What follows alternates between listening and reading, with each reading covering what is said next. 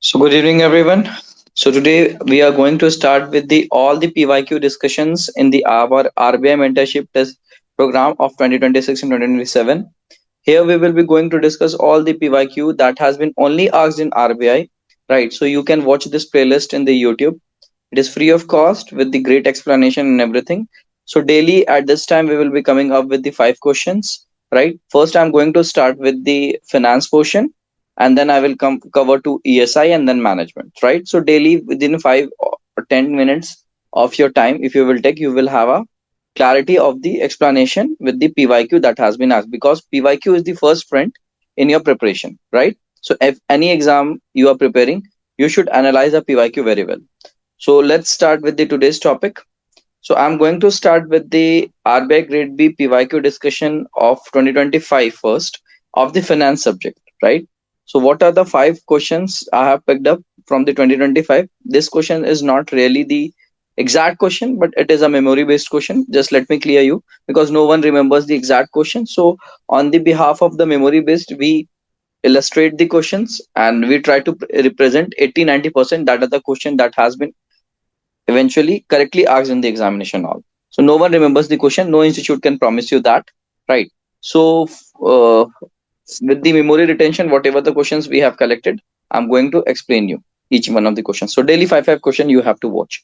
So the first question in your screen is that first question is dash was introduced in the recommendation of Narshiman committee to manage liquidity through indirect monetary policy instruments, right? So first you understand that RBI is controlling the monetary policy. Everyone knows this, those who have the background of finance, right? And is it clear? Through qualitative and quantitative too. Qualitative and quantitative. Okay. So one is a mathematical and one is a suppose theoretical way by which they are controlling the monetary policy of our country, right? RBI, who? RBI, those who are preparing for RBI grade B also, right? So this committee, this M. Narasimhan, right,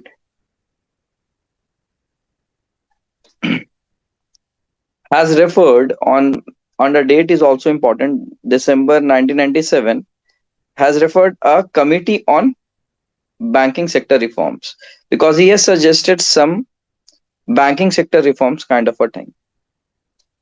Okay, who? Right, in December, because it is necessary to have at that time, right?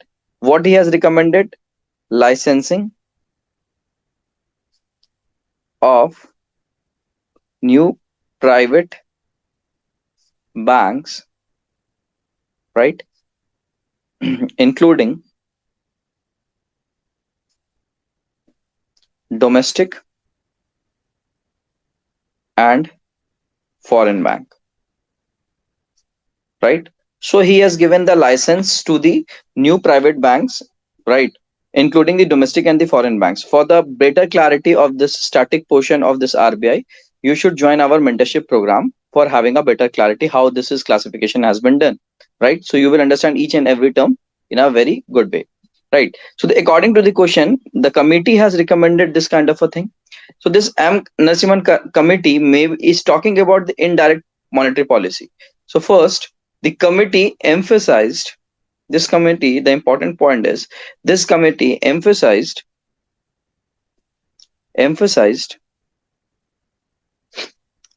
a shift away from direct instrument of monetary policy like CRR, ठीक है, towards कहां पर करने लगा, towards this indirect monetary policy committee report. So the liquidity, this point, the liquidity LAF, liquidity adjustment facility, right, was introduced to enable what? Enable the RBI to manage liquidity using tools like repo and reverse repo operations, right? So LAF is not directly being attacked to maintain the monetary policy. Is it clear? It is a indirect monetary policy thing, kind of a thing.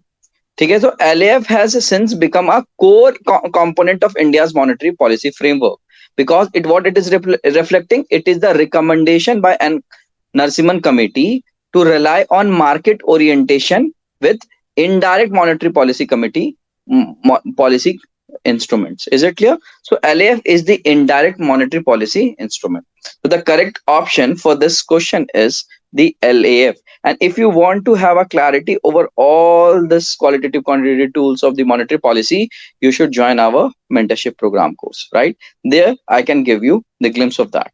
Is it clear? In a very detailed way, and you will never forget that thing. So, right. So second question, the PYQ that has been asked, it is also the very easy question. The first question I will put, because those who have understand the monetary policy well, they will only understand the relation between CRR, SLR, and LAF and MSF and bank rate. So they in the question, what are the indirect method? So LAF is the indirect method that has been used in the monetary policy, and it is recommended by whom? Narsimhan committee. So it was a very good question. I will say it is easy to moderate question, not a very tough question, not a moderate question. It is easy to moderate question, right? The second question. The second question in 2025, when the finance, they have asked, what is the name of the curve that show an inverse relationship between inflation and unemployment in the economy? It is a very, very easy question, right? So the correct option is the Phillips curve. The Phillips curve, what does it illustrate? It illustrates an inverse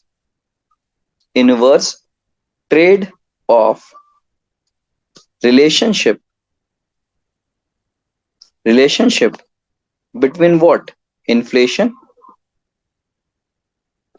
and unemployment. Is it clear? In which kind of a market? Short run or long run? In the short run market. Okay. So it also suggested that lower unemployment levels are associated with higher inflation. If there will be higher inflation, there will be a lower unemployment, and vice versa is also true. Means if there will be higher unemployment, there will be lower inflation. Okay. This concept was originally developed by A.W., whose full name is Phillips, based on empirical observation. Empirical observation is something like a raw data. It is not being confirmed. It is just on the basis of some experiments. So that the relationship described in this question directly matches with the Phillips curve, right? So it is a very easy question. The second question that has been asked in RBI Grade B, it was very easy question, that is Phillips curve, right? Now the third question, it is a very good question. Please read everyone. I will give everyone a time to understand, because this is a very good question. Okay. So the question it is, if the consumer price index is increasing while the wholesale price index WPI is decreasing, what does it indicate? What does it indicate? First, try to understand. You will read this topic only in topic inflation. Also, this topic you will read it unemployment and inflation. In my course, I am running up with the thing of ESI and thing. So you will understand this thing in RBI Grade B mentorship program very well. And even this part also. This is a portion of inflation, right? In inflation, you read this consumer price index and wholesale price index. So try to understand this CPI. What is the meaning of CPI? The meaning of CPI is CPI reflects price changes at the consumer price index. It is na, so we will call it retail or consumer level. Is it clear? While WPI क्या करता है? Wholesale level पे.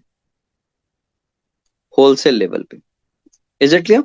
So an increase in CPI alongside a fall in WPI indicates a retail price are rising even as wholesale price are declining. The best example was Corona.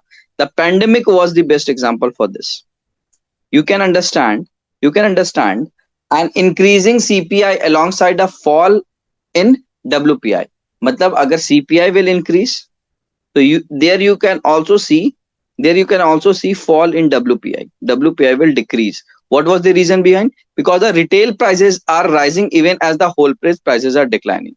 This divergence may be due to, ये जो divergence हुआ कि CPI बढ़ रही है, WPI घट रही है, this divergence is maybe due to taxes. It can be taxes or related to margins, right? And related to supply chain inefficiencies. Supply chain inefficiencies. So these are the reasons where you can see where CPI can also increase and WPI can decrease, right? That is the rising even and wholesale prices declining. CPI retail prices is rising even as the wholesale price are declining. The reason behind this divergence may be taxes, margins, or supply chain inefficiencies. So the A option is correct. Retail prices are increasing while the wholesale prices are declining. So this is also a very conceptual question. Once you are reading in inflation, I am teaching these things in inflation in very detail. So once you are reading this kind of a things, you will understand very well, right? So here is the first four or fifth question. This is in that, because RBI since 2023 has a habit, 22 I can say, has a habit of asking finance and management question also in passage. So you should read this and you should reply. Stop the video while reading it and just then have a think in your brain of this passage and then try to answer the given question. So there are two questions, 4 or 5 I have taken, right, that has been asked in a 2025 in the passage format. So try to read that, please. Okay, we will read it together now. Read the passage given below and answer the following questions. To address the need for a long-term capital provider with a comprehensive cross-sectoral mandate, unlike the niche-focused mandates of the other development financial institution, that is DFI, the Dash was established as the infrastructure-focused DFI. The Dash accorded it the status of an all-Indian financial institution AIFI on March 2022, making it the fifth AIFI in India. It pursues both financial and development objectives. Its financial objectives is to lend or invest directly or indirectly in infrastructure projects and to catalyze investments from private sectors and institutional investors, thereby supporting sustainable economic development. Its developmental objective is to coordinate with the central and state governments, regulate financial institutions, institution investors, and the other relevant stakeholders to strengthen the infrastructure financial ecosystem. Obviously, this is completely a memory based question, so that's why this is a recreated passage, not an exact one asked in the exam, right? But it is something 80 to 90% close to it. Which of the following organization is being referred to the above paragraph? If you will read it, even if you are reading current affairs in a regular way, you can understand the passage here is the institution created to a long term capital. For what? It has been mentioned for infrastructure,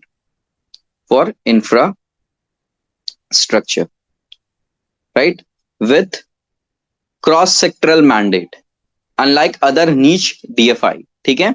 The National Bank for Financial and Development, that is NAFID, ठीक है? NAFID, which has been established in NAFID Act 2000, NAFID Act 2021, right? ठीक है? Though this reference of being accorded all India AIFI, ठीक है, 8 March 2022 को इसे all India AFI में consider कर लिया गया था, right? So this point is very much clear. The very easy question, even if you will read, a layman can answer with the things if he understand, even if he has seen the news. So such type of question are also being asked in RBI. The passage kind of a questions are not tough in RBI, right? So it is very easy question. Now the next question. The organization mentioned in the above paragraph is regulated by which of the following authorities? So you can understand, right, because it is very much important. When you will read my mentorship program course, I will make you understand the AFI, right? Because in Ministry of Finance, right, Ministry of Finance, right, there are 5 regulators. It is RBI, SEBI, PFRDA, right, IFSCA and EDI. So they are coming under the Ministry of Finance. In one of the department of Ministry of Finance, they are coming up it, right? But RBI is supervising the 5 AFI, right? Which is, first one is NABARD, second is, I'm giving up to you. You can understand there are 5 AFI NHB. Okay? You will understand this. You have to know this. So NAFIT is also one of the AFI because it has given 5th AFI. On, I have told you the date. The date was 8th March 2022. So NAFIT is also under AFI, and who is supervising this? RBI. So the question is very easy. The organization mentioned in the above is regulated by which of the ones? Security? No. Ministry of Finance? No. Ministry of Finance and Government of India के अंदर it is not coming. It is coming under the supervisory and regulation of RBI. So RBI is the correct example, right? Right. So it is a very easy question. So here we have end with the 5 questions for today. Similarly, every day I will be coming up with the 5 questions with the explanations. So you have to be just being in the playlist and like, subscribe, and share the playlist if you all like the explanation. So thank you so much. Keep learning. Bye. Take care.